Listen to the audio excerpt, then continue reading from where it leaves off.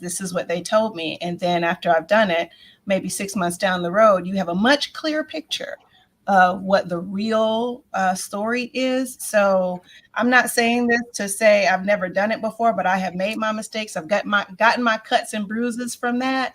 So just be guarded, protect your inner peace and all of that, but don't trust people when you first walk in, because everybody wants something.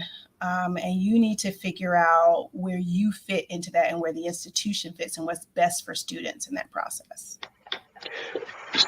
So I guess if that's the starting point, what happens next? How do you go about determining? And again, I'm taking it sounds like you're not saying you think that everybody's out to get you or anything like that, but how do you go about figuring out who to trust and who to take counsel from, and how long does that take? Typically, I mean, you're only on number two, so I don't know, if you have seen patterns yet, but what's the sort of process that unfolds from there? So I wish I could see an average of a time period, and it's a really good question. But what I've done is I've just taken myself out of it and I listen, because what I found is when you listen to all of these varying reviews and views of people and views of systems and departments or what's happened in the past. And a lot of people like to tell you in the past, or they'll say, oh, the past president got on my nerves because blah, blah, blah. But you can't fall into that trap, because one day you're going to be the past president that somebody else is going to talk about. So you got to be very careful as you get that information. But for me, it's just been a process of listening and picking up themes. And when you start hearing the same themes from groups that are literally all across the campus and the community, then you begin to see, okay, this might be the clearer picture than what I was originally told. Then you start having, little birdies come and just slide, like literally, y'all, I had somebody slide a packet of information under my office door. Like, just wait, be patient.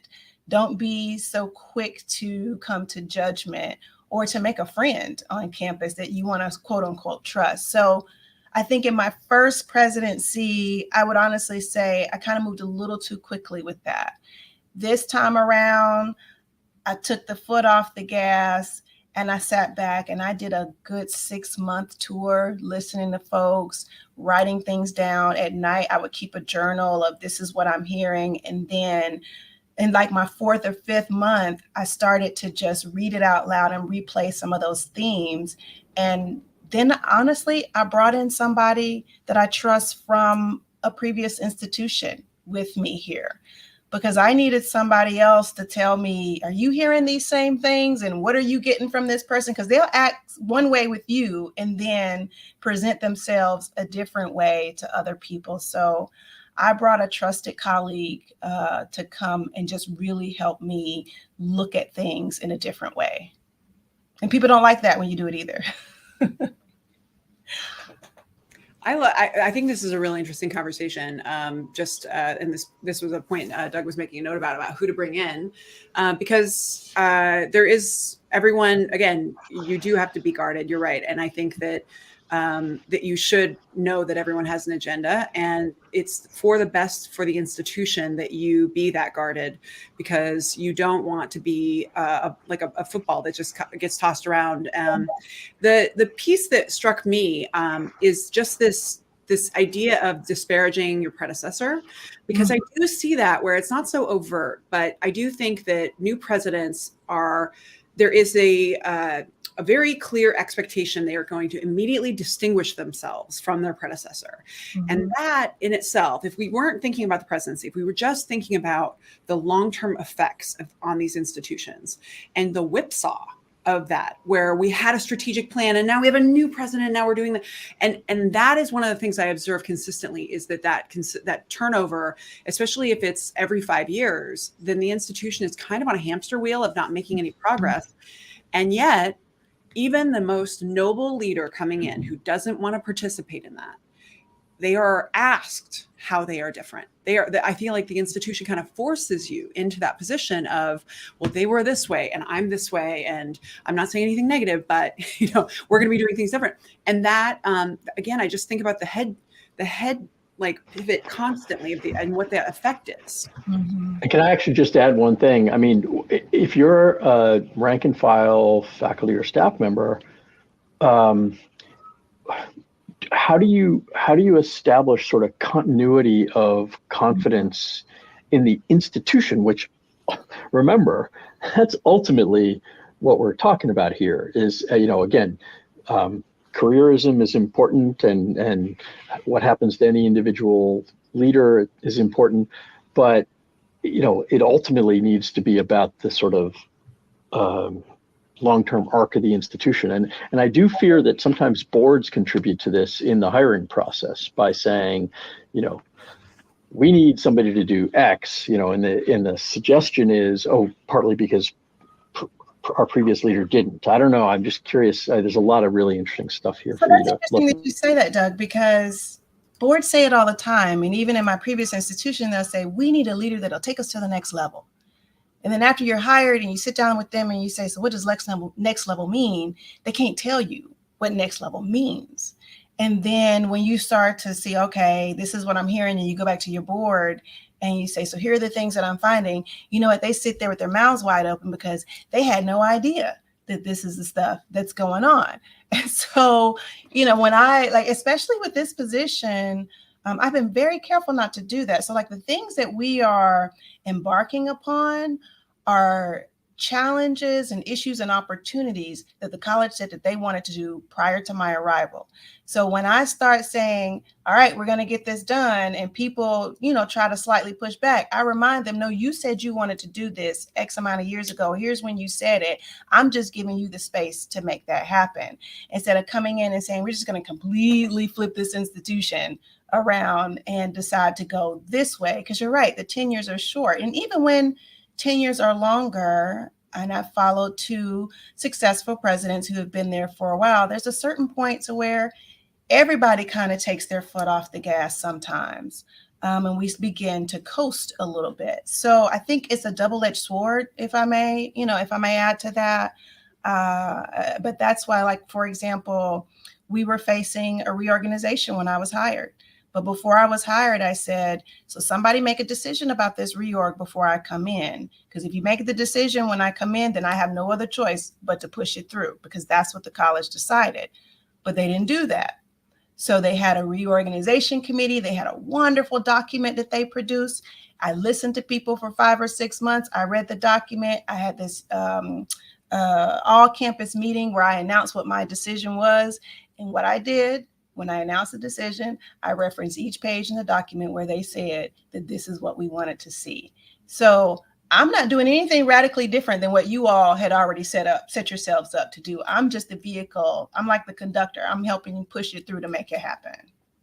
That's smart. I think this is a really interesting kind of deeper theme for us to cover on this. And I love that because it's your second show that we can go here. But I know of currently I know of 2 institutions. I possibly know of a third where you have had a long-serving, beloved president, and they are followed by the first, either in one case, it's a first person of color, first woman.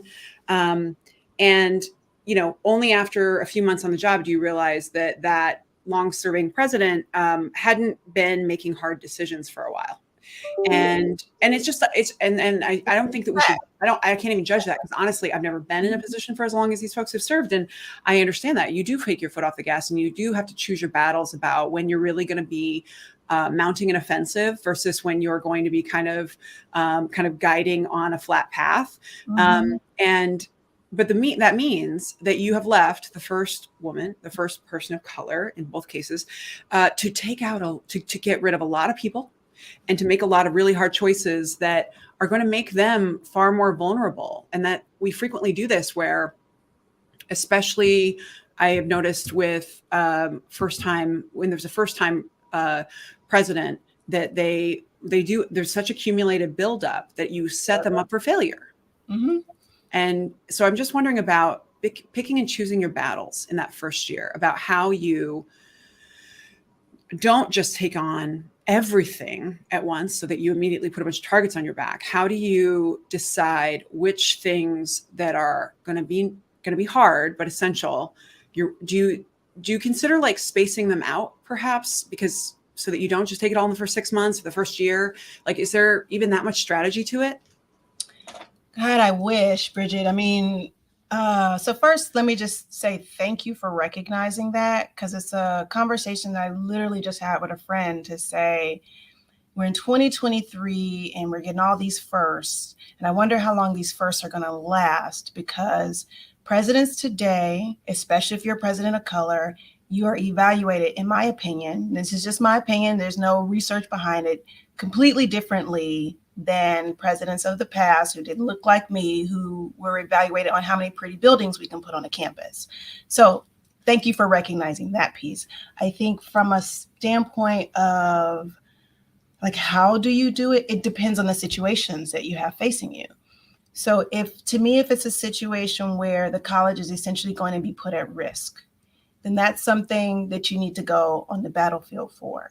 If it's a situation where there's people on your leadership team that's just annoying and you just don't want to look at them, or, and they've been long serving, okay, you can wait on that. You just need to go take a chill pill and figure out how you can make that happen, right? And wait them out.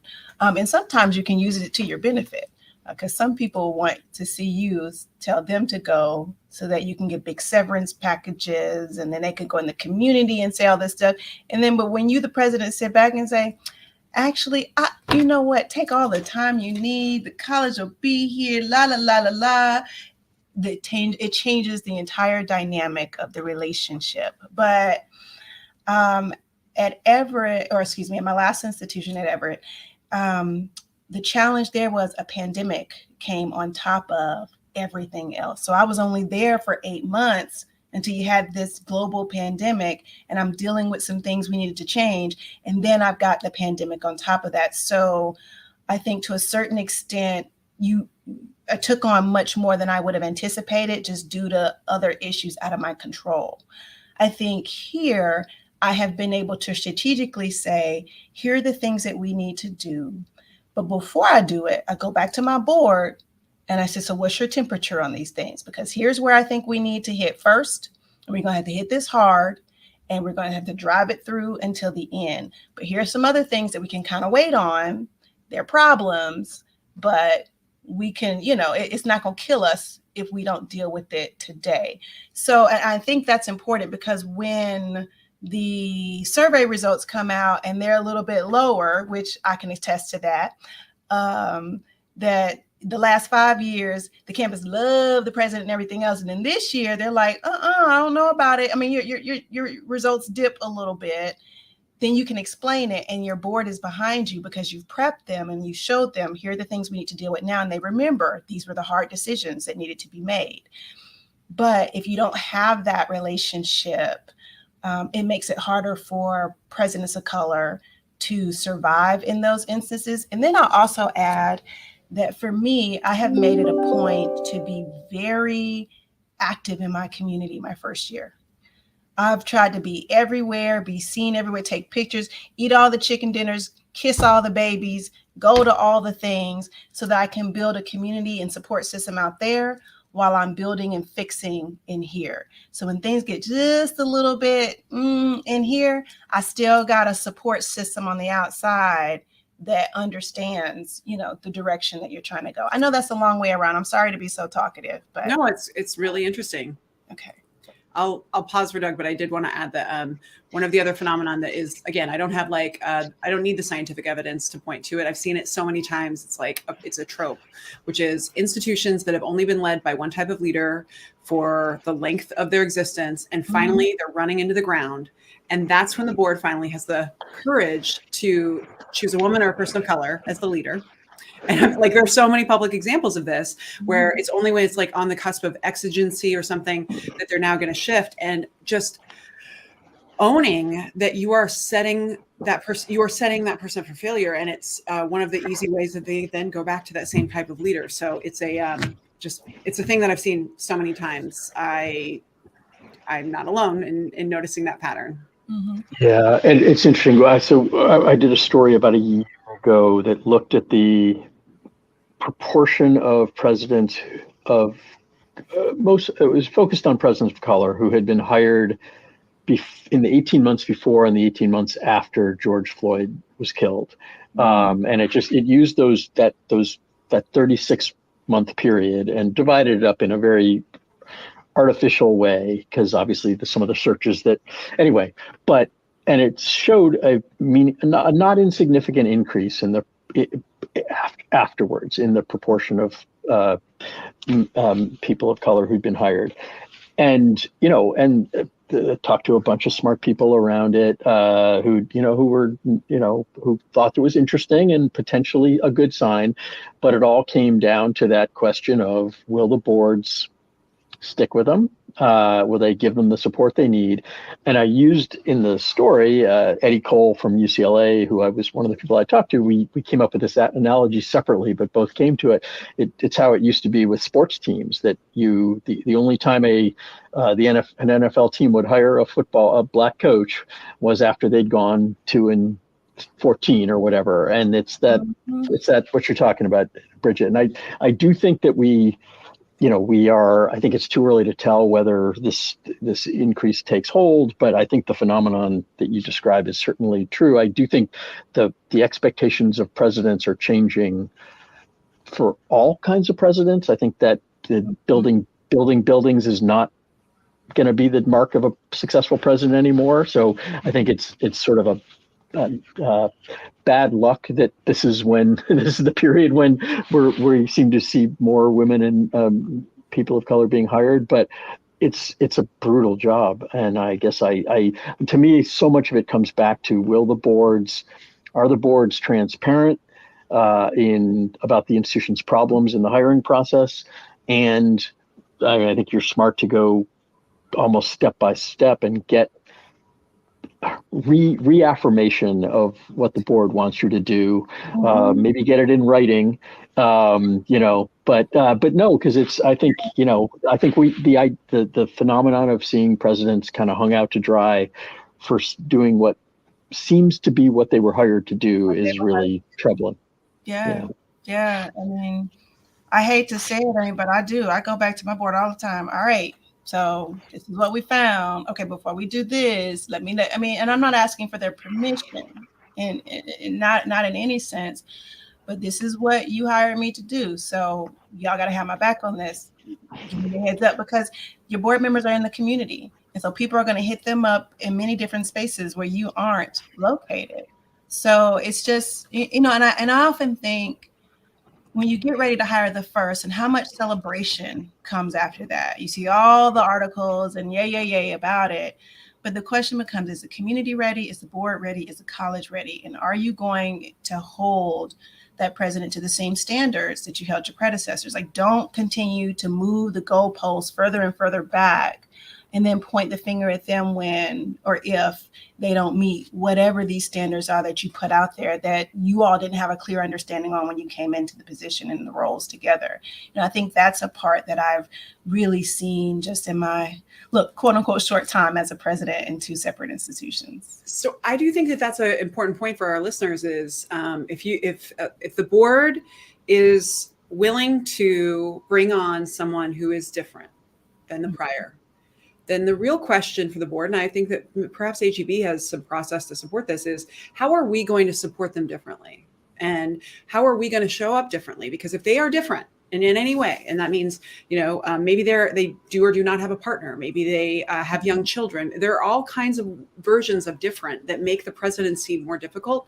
And every time there is someone coming in who is in some way not the exact typecast of the predecessor, the board should shift its behavior and how it supports and how it engages in, and have a process to actually identify what is most useful. So I wanted to go to support because I wanted to be hopeful. So given all of this complexity, and I think this is a really important, frank conversation that I'm delighted to have, because I have this often with people, without a microphone. And I just want to know what support for you as you're in your second presidency, as you are, in this new place, what kinds of things are actually helpful And as you're talking, I want to especially be thinking about people who are thinking about becoming a president so that they could ask for these things in their negotiation, like, executive coaching, or maybe it's certain things like not having to live on campus or whatever. But I just want to know what support looks like when we're talking about all of these challenges. Vacation time. My first job, I didn't negotiate that part. I didn't think about it. I was so excited I got a presidency. But then I came down to, I think it was Christmas break, holiday break. And dear God, I didn't have enough time to take off for the holiday break. I was sitting in my office the week of Christmas. And when I went back to the board, I was like, hey, think about those things. Everybody talks about work-life balance and all of that. Vacation time is key. Executive coaching, that is so important. And you need more than one executive coach, because you need one that's going to help you with the academic stuff and all of that. But in this day and time where we're looking at a different version of the presidency, where funding from county, local, regional, state levels are diminishing, colleges have to be much more entrepreneurial than we were in the past. So you need a coach that's going to help you think. Like me, I've got 3 degrees in history. I didn't have to take one business class, going through college. So I need a coach that's going to help me think from a business entrepreneurial mindset about here are the things that you need to be focused on to grow your revenue and all of that type of stuff. I mean, you have your CFO and your business officers, but you need a true out of the box thinker to support you with that. I also think you need boards. I think the face of boards needs to change. Many of our trustees are older, much more established, and come from backgrounds that people of don't. So when we come into our positions, a lot of times, I didn't eat out of a silver spoon growing up. I didn't have all the retirement accounts and all these things and da da da da. So I'm looking for people and I think what we need to see is more trustees that have lived experiences, so that when it comes to the levels of support that new presidents require and different presidents require, you have someone on your board that understands what your lived experience is and can help articulate that to the rest of the trustees that are there. And finally, I'll give a shout out, to like my last board chair, at Everett. During the pandemic, she was completely amazing. She became our, how people built the little safety pods. So we went to dinner, as in me, my husband, and my 3 kids. She let us come to her house and she cooked Sunday dinner every other Sunday. And that was our time while the kids and everybody's playing, doing their thing.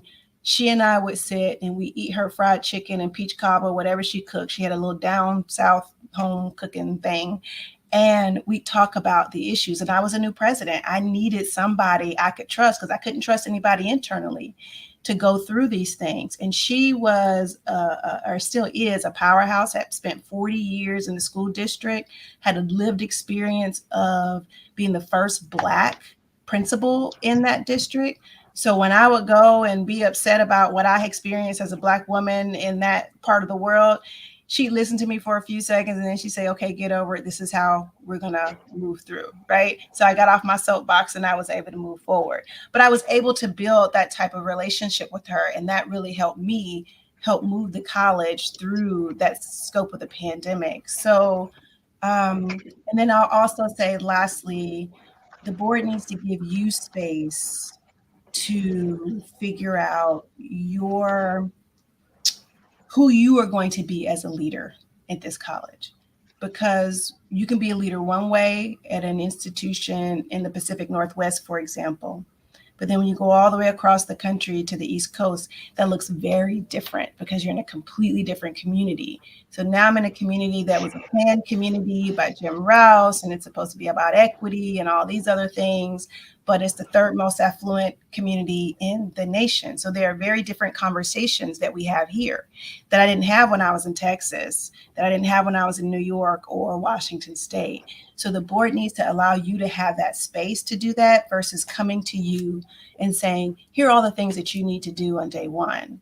So I got to give my board props here at Howard, because my first year we agreed Like, we're not going to really give you any true goals besides, keeping the strategic plan and all that moving, but see the lay of the land, see how you want to do things, bring us back the issues, and then let's talk through how we're going to how we're going to hold you accountable to what we've hired you to do at the institution. Does that make sense? Yes. And I just keep talking. I'm sorry if I'm. This is so good. This is I think this is gonna be my favorite episode we've done. It's just so rich and full of great advice. I normally would ask you about the advice you find yourself giving, but I'm like, this has just been fantastic advice throughout. And especially for new presidents, we need to definitely recommend this because we're actually dealing with some of the bigger issues. So I guess my last question would be, I am wondering if there is a book that has been helpful, or a couple books that have been helpful for you as a leader.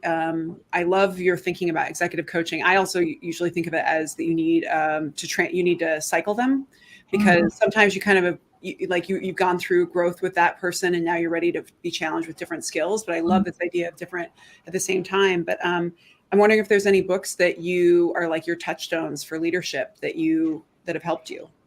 So I'll say one book and then one experience that I've had that has just been phenomenal for me. The book that I can remember, and two, this is bad, I haven't read a lot of books. I'm just going to be honest. I mean, I read a lot of emails and text messages.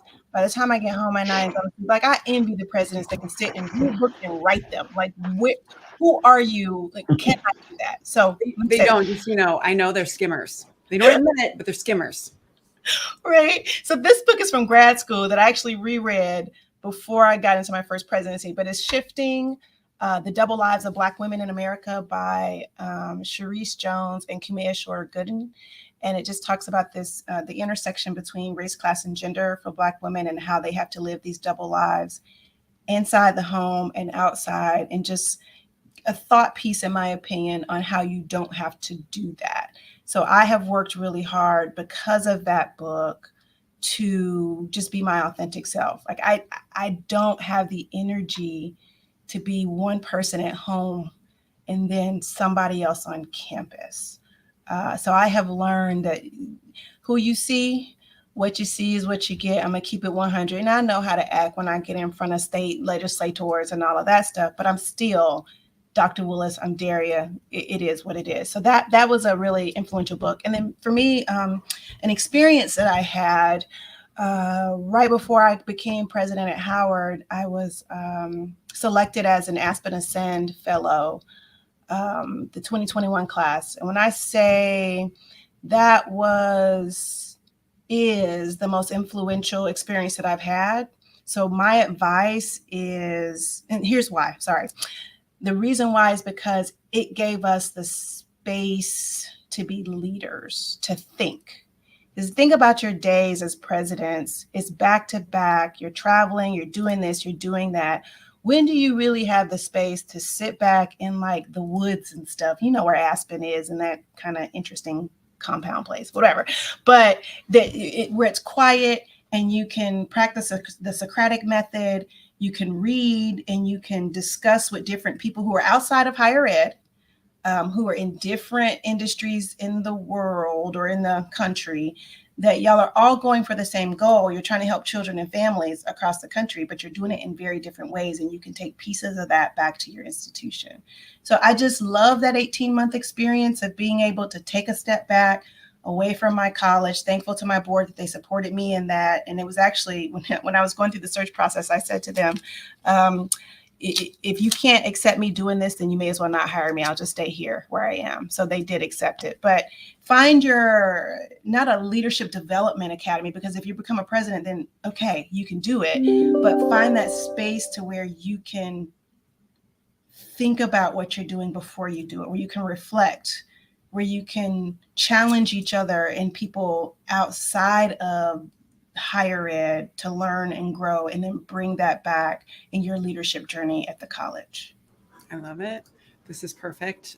This has been a perfect episode. I just think you've given so much insight and perspective and wisdom, and I think people are the better for it. I know I am, and love the shout out to Aspen. Everything they do, is so world class. They and Josh's team. Every time I interact with them, they're doing just such incredible work, and how they build out pedagogy and everything. It's just 100 out of 10. So that's a fantastic plug. And that's our new sponsor, I guess. Just kidding. Well, thank you again, President Willis. This has been a real delight. And if there's ever a time when you want to come back, we'd love to have you back on the show. So good luck to you all. And to you at home, I hope this has been as inspiring to you all as it has been for us. So we will see you next time. Thank you.